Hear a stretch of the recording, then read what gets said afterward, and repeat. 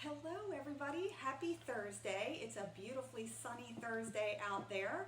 I'm Diana Pfeiffer, I'm the Director of Admissions at the Pathway School, and thanks so much for hopping on and watching our live today. Do me a favor and write in the comments if you're joining us live or if you're on a replay, and if you feel like letting us know what county you're checking in from, that would be great. We're going to talk a little bit today about transition services. So last month I was supposed to do a Facebook Live in June around transition services, and unfortunately I'm not the most tech savvy professional, and unfortunately these Facebook Lives aren't something you can test out, so it wasn't until I started to go live and saw that that wasn't going to happen that I realized that there were going to be issues. So I apologize for missing you last month, but I thought I'd take a little bit of time this month to talk a little bit about transition services. Before I do that, let me remind you that we value your opportunity to share this live with folks that you're connected with so that they can learn a little bit more about us and certainly about the topics that we're exploring and sharing with you. So please don't hesitate to share this with others and comment on things you want us to talk about or things you want us to know relative to these Facebook Lives. So transition services is an important part of the educational realm. Starting at the age of 14 in the state of Pennsylvania, transition services begins, and it actually can begin as early as 13 if a student is turning 14 during the course of that IEP year. And transition services really talks about transitioning from school to adult life, so what happens after high school, and helping everybody in the educational team and the IEP team think about what kinds of activities and services are necessary and appropriate to talk about with students in order to help them reach those outcome goals in 3 different areas. So transition services looks at outcome goals in the areas of post-secondary education and training, employment, and independent living. And so those are pretty broad topics, and as we think about what happens after high school in each of those areas, we break that down a little bit and specify different things, activities, and services that we're doing to help students reach those outcome goals. Now let me give you a little caveat here. We know that asking a 14-year-old, what do you want to do for the rest of your life, is a pretty tough question to answer. Sometimes that's a tough question for a 20 or a 28-year-old to answer. So let me assure you that nothing is set in stone. And just as everything in life, flexibility is necessary based on new information or a change of plans or different things that come up.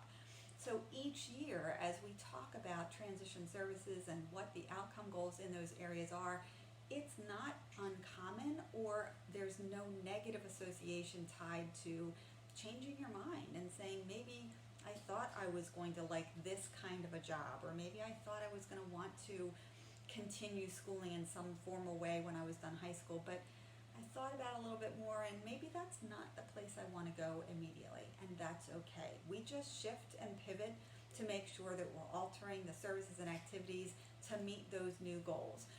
It's definitely helpful to have some conversations around, what led to the change, why do you think you want to do this or don't want to do this anymore, because sometimes nerves can be the thing that drive that change, and we certainly don't want kids to underestimate their abilities and put a ceiling on what their opportunities are because they get a little bit nervous. So there's a lot of conversation with students and certainly with their families around what does that look like, and why do you want to do that, and why do you not want to do that, and let's talk about it a little bit more.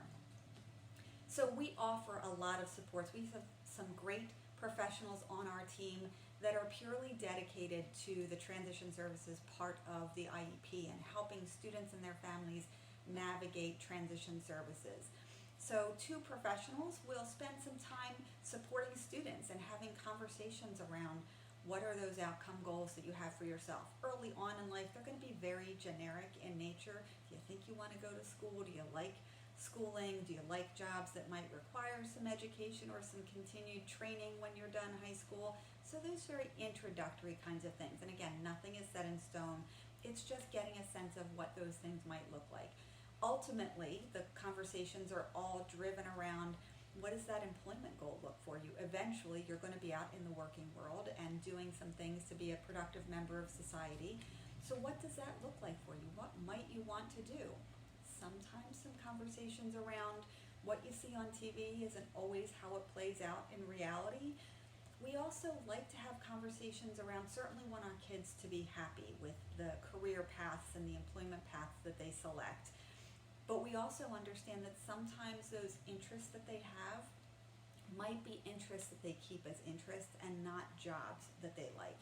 I always tell this story as I'm talking with families. Prior to being in the admissions office, I worked in the transition services office. And I remember very clearly working with a student who, during my conversations, would say, I want to be a baker. I love to bake. I want to be a baker when I grow up. And I said, okay, well, let's talk about that a little bit more. So we talked about things like baker's hours, which are typically earlier in the morning and done early or late morning or maybe mid-afternoon. Not always the case, but in a lot of bakeries, they're early morning people kinds of things. So we talked about that, and then we discovered through our conversations that he likes to bake, or he liked to bake, and then he liked to enjoy the fruits of his labor. So sit down on the couch and share those brownies with his parents and sit in front of the TV and watch a little show. So I had a little conversation that said, you do realize that as a baker, you're going to bake 7 batches of brownies in a couple of hours, not one, and you don't get to eat any of those brownies when you're done. So through those kinds of conversations, we help kids identify what things they like to do that maybe should just stay their areas of hobby, and what things they like to do which truly may become a career and a job for them in the future.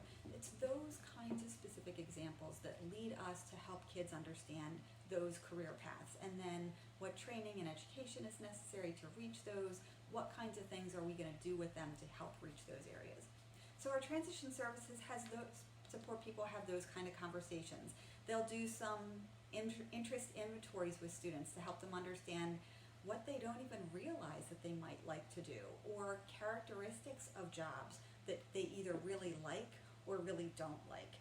Enjoying being outside and doing things that are hands-on are a lot of common things that kids like to do, but then when you think about being out in the heat and the humidity, sometimes those outdoor jobs are not as appealing. So helping kids understand the characteristics of different kinds of jobs that they would be responsible for practicing on a daily basis if those became their areas of employment.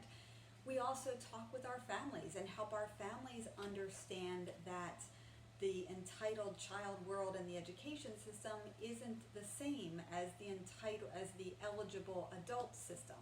And there's a lot to navigate with that, and it can be a little overwhelming. So our transition services department staff offer that support and assistance to our families, registering with adult service providers and including them in conversations at the IEP table a couple of years before a student is ready to graduate, so that we're all really collaborative and talking the same language and making sure that we're exploring options that are going to be meaningful, enjoyable, and helpful for students. So it's all of those kinds of things that we're doing on a regular basis to help our students and our families as they think about what happens in life after high school.